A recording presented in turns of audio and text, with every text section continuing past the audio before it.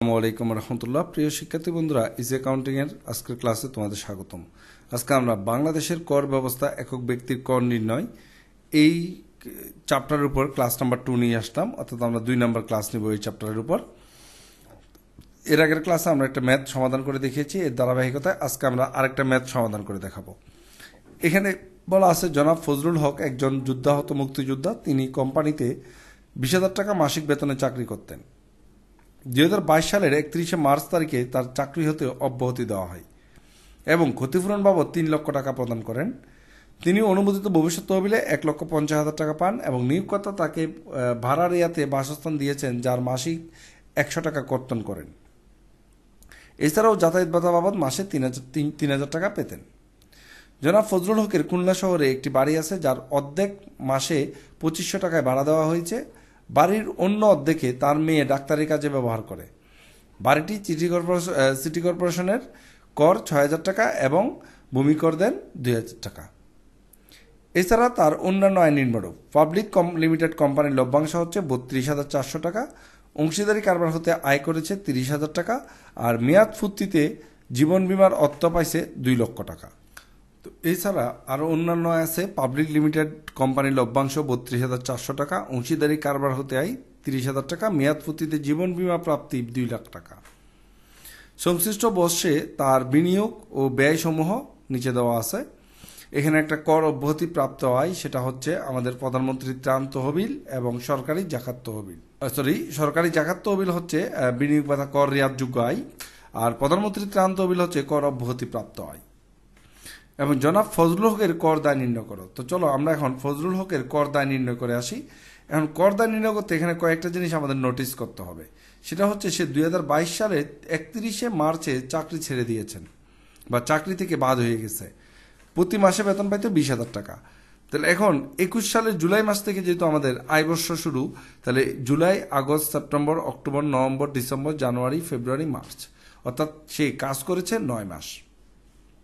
এখন 9 মাস যদি কাজ করে থাকে, তাহলে বেতন পাইছে কয় মাসের? 9 মাসের, এবং সেখান থেকে ক্ষতিপূরণ পেয়েছে। তার মানে সব ক্যালকুলেশন কিন্তু এখন আমাদের 9 মাসের করতে হবে। তো চলো আমরা প্রথমে মোট আয়টা বেতন খাতে নির্ণয় করে আসি। বেতন খাতের মোট আয়ের মধ্যে আমাদের প্রথমে আমরা দেখি মূল বেতন কত ছিল? 20,000 টাকা। এই 20,000 টাকার 9 মাসের বেতন কত আসে? 9 মাসের বেতন আছে 1,80,000 টাকা। 20,000 গুণ 9 তোমরা দেখতে পাচ্ছ। সাথে যেটা ক্ষতিপূরণ প্রাপ্তি, সেটা সরাসরি মোট আয়ের সাথে যুক্ত হবে। বাসস্থান সুবিধা হচ্ছে, তাকে যেহেতু একটা বাড়ি দিয়েছে নিয়োগকর্তা, তাকে একটি ভাড়ার ইয়াতে, অর্থাৎ মানে কম ভাড়ায় একটা বাসস্থান দিয়েছেন, যার জন্য 1,000 টাকা ভাড়া কর্তন করে। তাহলে এটা কনসেশন হারে বাসস্থান। এই কনসেশন হারে বাসস্থান নিয়মটা তোমরা জানো, মূল বেতনের 25%। তাহলে মূল বেতন 1,80,000, এটার 25% 45,000 টাকা পৌরমূল্য। কিন্তু যে ভাড়াটা বাসাটা দিয়েছে সেটার কোনো পৌরমূল্য নাই। তো পৌরমূল্য না থাকলে আমরা ওই মূল বেতনের 25% থেকেই কর্তনকৃত ভাড়া 9 মাসে 9,000 টাকা কর্তন করছে, ওই 9,000 টাকা বাদ দিয়ে বাকি টাকাটা আমরা বসাই দিব। যদি পৌরমূল্য থাকতো তাহলে মূল বেতনের 25% বা পৌরমূল্য যেটা কম, সেখান থেকে আমরা কর্তনকৃত ভাড়াটা বাদ দিতাম। আশা করি ব্যাপারটা বুঝতে পারছো। তো বাসস্থান ভাতার কাজ শেষ। এবার আমরা দেখব আর কি সুবিধা পাইছে এখানে। এছাড়া যাতায়াত ভাতা পান প্রতি মাসে 3,000 টাকা। যাতায়াত ভাতা প্রতি মাসে 3,000 টাকা। তাহলে 9 মাস চাকরি করলে 9 মাসে কত পাইছে? 27,000 টাকা। 9 মাসে 27,000 টাকা। এখন আমরা জানি নগদে যাতায়াত ভাতা পাইলে এখানে কি বার্ষিক 30,000 টাকা ছাড়। এখন বার্ষিক 30,000 টাকা হলে মাসে পড়ে কত? 2,500 টাকা। তাহলে 9 মাসে কত? 9 মাসে 22,500 টাকা আসে। এটাকে তোমরা 30,000কে যদি 12 দিয়ে ভাগ 9 দিয়ে গুণ করো, তাও এই টাকাটাই আসবে। তাহলে 27,000 থেকে 22,500 টাকা হচ্ছে ছাড়। তাহলে আর থাকে কত? 4,500 টাকা এখানে বসে যাবে। তাহলে বেতন খাতের আয় আমাদের শেষ হয়ে গেল। এখানে কোনো বেতন খাতের কোনো সুযোগ সুবিধা নাই। এখানে তিনি অনুমোদিত ভবিষ্যৎ তহবিল থেকে 1.5 লাখ টাকা পান। এই যে অনুমোদিত ভবিষ্যৎ তহবিল থেকে 1.5 লাখ টাকা পাইছে, এটা সম্পূর্ণ অকরদার্য হবে। যদিও এটা এখানে দেখানো হয় নাই, তোমরা এখানে দেখাই দিবা আরেকটা লাইন দিয়ে, অনুমোদিত ভবিষ্যৎ তহবিলের প্রাপ্তি 1.5 লাখ টাকা বাদ অকরদার্য 1.5 লাখ টাকা দিয়ে এখানে নীল করে দিবা। এই আইটেমটা এখানে দেখাবা। অনুমোদিত ভবিষ্যৎ তহবিল থেকে যে প্রাপ্তিটা, এই প্রাপ্তিটা এখানে দেখাতে হবে। এটা না দেখালে ভুল হবে। বইয়ে যদিও দেখা নাই, অকরদার্য করে অঙ্ক মিলাই দিছে, মানে না দেখায় অঙ্ক মিলাই দিছে, যেহেতু অকরদার্য হয়ে যায়, কিন্তু তোমরা দেখাই দিবা। কারণ কোনো আয়ই গোপন করা যাবে না। এটা লিখবা যে ভবিষ্যৎ তহবিলে অনুমোদিত ভবিষ্যৎ তহবিল থেকে প্রাপ্তি 1.5 লাখ টাকা বা অকর্তব্য 1.5 লাখ টাকা, এটা একটা লাইনে লিখে দিবা বেতন খাতা আয়ের মধ্যে। এরপর আমরা চলে আসি পরের স্টেপে। জনাব ফজলুল হকের খুলনা শহরে একটি বাড়ি আছে, অর্ধেক 2500 টাকায় ভাড়া দিছে, বাকি অর্ধেক তার মেয়ে ডাক্তারি কাজে ব্যবহার করেন, এবং এখানে কিছু সিটি কর্পোরেশনের কর আছে এবং ভূমি কর আছে। এখন এই বাসস্থান খাতে আয় বা গৃহ সম্পত্তি খাতে আয়ের এখানে দুইটা, একটা হচ্ছে ভাড়া দেওয়া অংশ। ভাড়া দেওয়া অংশের বার্ষিক মূল্য হচ্ছে 2,500 করে, 12 মাসে 30,000 টাকা। অনেকের প্রশ্ন করতে পারে, স্যার অঙ্ক তো 9 মাসের। আর সে তো 9 মাস চাকরি করছে, কিন্তু তার যে বাড়িটা আছে এই বাড়িটা তো 12 মাস সে ভাড়া পাইছে, তাই না? তো এখানে ভাড়া অংশ হচ্ছে 30,000 টাকা। এখান থেকে আমাদের বাদ দিব অনুমোদিত খরচ, মূল বেতনের কত 25%, সরি মোট প্রাপ্ত ভাড়ার 25%। তো 25% করে আসে 7,500 টাকা। সিটি কর্পোরেশনের কর অর্ধেক আসবে 3,000 টাকা, ভূমি কর অর্ধেক, যেহেতু অর্ধেক আবাসিক ভাড়াটিয়ার কাছে আছে। আর মেয়ে কর্তৃক ব্যবহৃত অংশ, এটার ভাড়া মূল্য আমরা ধরে নিলাম এই যে এখানে 30,000 পাই, এখানেও 30,000 পাই, যেহেতু এটার অংশ দেওয়া নাই। আর অনুমোদনযোগ্য খরচের মধ্যে মেরামত রক্ষণাবেক্ষণ এখানে হবে 30%। কেন? কারণ তার মেয়ে এখানে একটি ব্যবসা প্রতিষ্ঠান পরিচালনা করে, এই জন্য এখানে অনাবাসিক হিসেবে 30% ধরতে হবে। আর সিটি কর্পোরেশনের কর এবং ভূমি কর, এটা অন্যান্য বাকি যেটা আছে সেই এদিকে অর্ধেক দিয়ে দিলাম, যেহেতু অর্ধেক বাড়ি ভাড়া দিছে আর অর্ধেক বাড়িতে মেয়ে প্র্যাকটিস করে, এই জন্য 2 ভাগে আমরা ভাগ করে দিলাম। তো টোটাল আমরা পেয়ে গেলাম এখানে গৃহ সম্পত্তি খাতে আয়। এবার গৃহ সম্পত্তি খাতে আয়ের পরে এখানে আরও একটা আয় আছে, সেটা হচ্ছে অন্যান্য খাতের আয়। এই যে পাবলিক লিমিটেড কোম্পানির লভ্যাংশ, অংশীদারি কারবারের আয়, তারপর মেয়াদ পূর্তিতে জীবন বীমার প্রাপ্তি, এই অন্যান্য খাতগুলো আমরা এখানে লিখে নিব। এই যে আমরা লিখলাম অন্যান্য খাতের আয়। অন্যান্য খাতে এখানে আমরা লিখব পাবলিক লিমিটেড কোম্পানির লভ্যাংশ। এই যে আমাদের ছিল কত, পাবলিক লিমিটেড কোম্পানির লভ্যাংশ ছিল 32,400 টাকা। এই 32,400 টাকাও আমরা এখানে লিখে দিব। এই যে 36,000 থেকে আমরা এটাকে 90 দিয়ে ভাগ 100 দিয়ে গুণ করে 36,000 টাকা বের করছি। এবার এখান থেকে অকরদার্য 50,000 টাকা বাদ দিয়ে দিয়েছি, কারণ পাবলিক লিমিটেড কোম্পানি থেকে 50,000 টাকা অকরদার্য হয়। এরপর আছে এখানে অংশীদারি কারবার হতে আয়। এই অংশীদারি কারবার হতে আয় এটা ফার্মের আয় নামে ধারা 43 ফার্মের আয় নামে এখানে অংশীদারি কারবার হতে আয়টাকে আলাদা করে দেখাতে হবে। এটা হবে অংশীদারি কারবার বা ফার্মের আয় নামে। এরপর মেয়াদ পূর্তিতে জীবন বীমার অর্থপ্রাপ্তি 2 কোটি টাকা, এটা অন্যান্য খাতে দেখাতে পারবা। মেয়াদ পূর্তিতে জীবন বীমার অর্থপ্রাপ্তি 2 কোটি টাকা, এটা সম্পূর্ণ অকরদার্য হয়ে যাবে। এই যে মেয়াদ পূর্তিতে জীবন বীমার অর্থপ্রাপ্তির মতোই করে তোমরা ওই যে অনুমোদিত ভবিষ্যৎ তহবিলটা বেতন খাতে দেখাই দিবা। আশা করি ব্যাপারটা ক্লিয়ার। এই যে ফার্মের আয় আছে, এখানে অংশীদারি কারবারের আয় আছে, এখানে এটা নিয়ে একটা গড় হারে কর ছাড় আছে। এটা একটু আমরা যখন কর দায় করবো তখন তোমরা মনোযোগ দিয়ে দেখলে বুঝতে পারবা। তো আশা করি তোমরা এই মোটাটা বুঝতে পারছো, 5,86,000 টাকা। এখন আমরা দেখব বিনিয়োগ পাতা। বিনিয়োগ পাতা আসবে কি, জীবন বীমা প্রিমিয়াম। জীবন বীমা প্রিমিয়াম কত ছিল?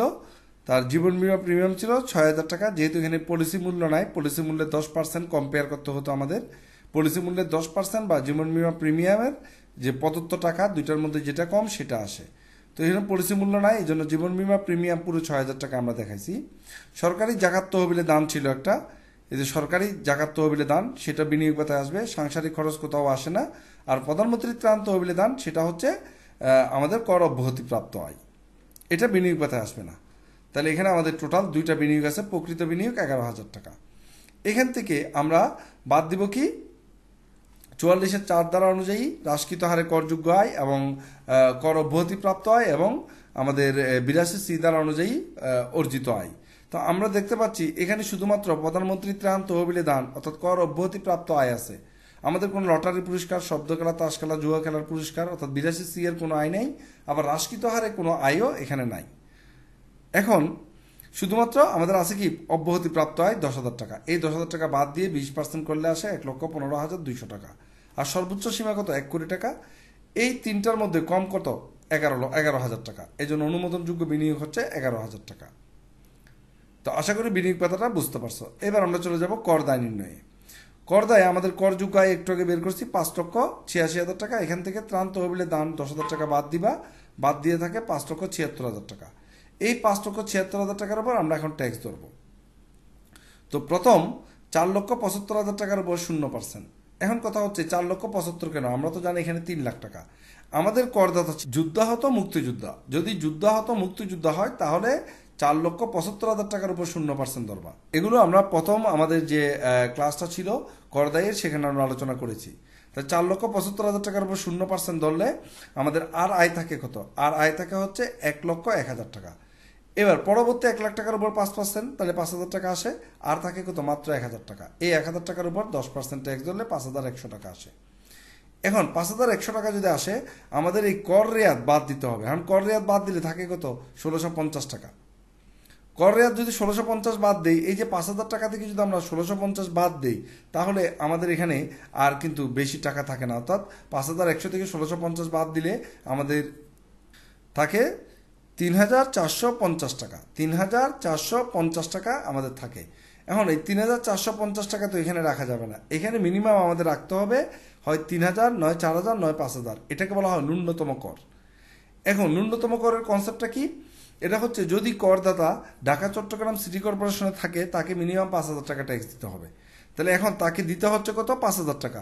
এখন ছাড় পাওয়ার পরে তার তো 5,000 টাকা থাকে না, তার মানে 5,000 টাকা রাখতে হবে। কারণ করদাতা যদি ঢাকা চট্টগ্রাম সিটি কর্পোরেশন না হইয়া অন্যান্য বিভাগীয় শহর বা অন্য সিটিতে হয়, তাহলে তাকে মিনিমাম কর দিতে হবে 4,000 টাকা। আর যদি মফস্বল এরিয়াগুলোতে হয়, যেগুলো সিটি কর্পোরেশনের বাইরে বা জেলা শহর বিভাগীয় শহরের বাইরে, ওইখানে ট্যাক্স দিতে হবে মিনিমাম 3,000 টাকা। তো এখন আমরা এখানে করদাতাকে কোথায় ধরবো? এখন দেখি আমরা করদাতার বাড়ি কোথায়। এখানে করদাতা, দেখো করদাতার বাসা কোথায় সেটা কিন্তু বলা নাই, কিন্তু বলা আছে সিটি কর্পোরেশনের কর দেয় 6,000 টাকা। সে সিটি কর্পোরেশনের কর দেয় কত? 6,000 টাকা। তার মানে বোঝা যাচ্ছে সে তার বাসাটা কোনো একটা সিটি কর্পোরেশনে।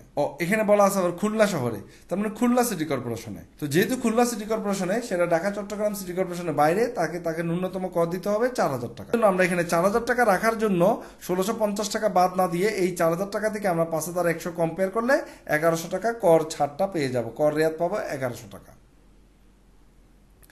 এখন আমাদের যদি অংশীদারি ফার্মের আয় থাকে, সেখানে আমরা একটা গড় হারে কর ছাড় পেয়ে থাকি। তো গড় হারে কর ছাড় যদি এখানে, যেহেতু আমাদের ন্যূনতম কর চলে আসছে, আমরা স্বাভাবিক নিয়মে কর আসেনি, তাই গড় হারে কর ছাড়টা আমরা এখানে দিলাম না। এটার জন্য একটা টিকা দিয়ে দিয়েছে তারা। গড় হারে কর ছাড়ের নিয়ম হচ্ছে মোট করকে মোট আয় দিয়ে ভাগ আর অংশীদারি ফার্মের আয় দিয়ে গুণ করে গড় হারে কর ছাড়টা এখানে পাওয়া যায়। এবার এখান থেকে আমরা বাদ দিয়ে দিব উচ্চ করকর্তন। উচ্চ করকর্তন এখানে আমাদের এই যে 32,400 পাবলিক লিমিটেড কোম্পানির লভ্যাংশ, আর আছে কত? 36,000। দুইটার ডিফারেন্স করলে যে টাকাটা থাকে, এই টাকাটা হচ্ছে কি? উচ্চ করকর্তন। এই 3600 টাকা আমরা এখানে দিয়ে দিয়েছি, তাই উচ্চ করকর্তন বাদ দেওয়ার পর আমাদের কর দায় থাকে মাত্র 400 টাকা। তো আশা করি তোমরা এই ম্যাথটা বুঝতে পারছো। এরপর তোমরা এখানে নোটগুলো একটু লিখে দিবা। এখানে লিখছে, ধরে নেওয়া হলো তিনি ঢাকা চট্টগ্রাম সিটি কর্পোরেশনের বাইরে অবস্থান করেন। এটা লেখার দরকার নাই, তোমরা বলো যেহেতু তিনি খুলনা সিটি কর্পোরেশনে বসবাস করেন, তার ন্যূনতম কর 4,000 টাকা, এটা লিখে দিবা। তো আশা করি তোমরা এই ম্যাথটা বুঝতে পারছো। ধন্যবাদ সবাই।